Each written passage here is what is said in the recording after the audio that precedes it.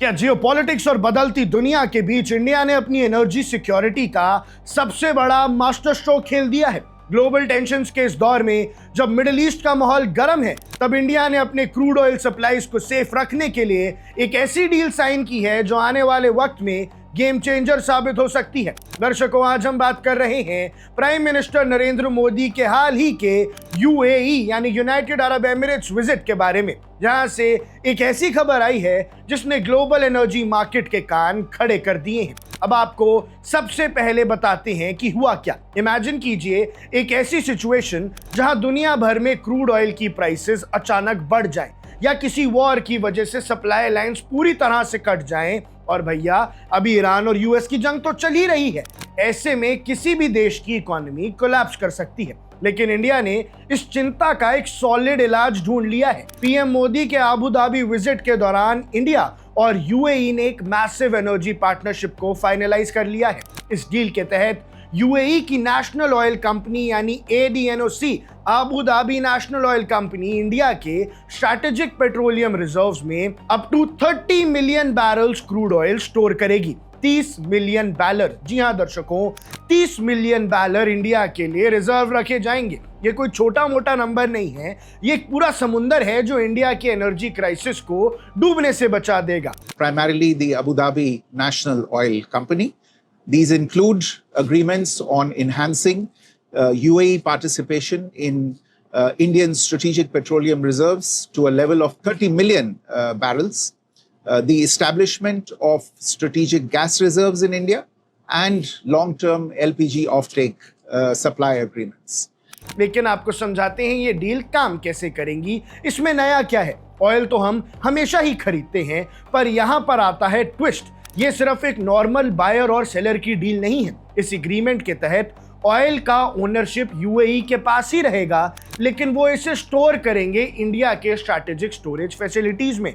इसका सबसे बड़ा फायदा ये है कि अगर कल को वेस्ट एशिया में और कोई बड़ी टेंशन होती है, ग्लोबल सप्लाई चेन डिस्टर्ब हो जाती है, तो इंडिया के पास इस रिजर्व्ड ऑयल का प्रायोरिटी एक्सेस होगा। यानी जब दुनिया तेल के लिए भटक रही होगी, तब इंडिया के पास अपने खुद के घर में इमरजेंसी बैकअप तैयार होगा जो यूएई ने दिया है। ये डील इंडिया को ग्लोबल मार्केट की वॉलेटिलिटी और प्राइस शॉक से एक बहुत बड़ा और मजबूत कुशन देगी। अब बात करते हैं कि इसके अलावा क्या।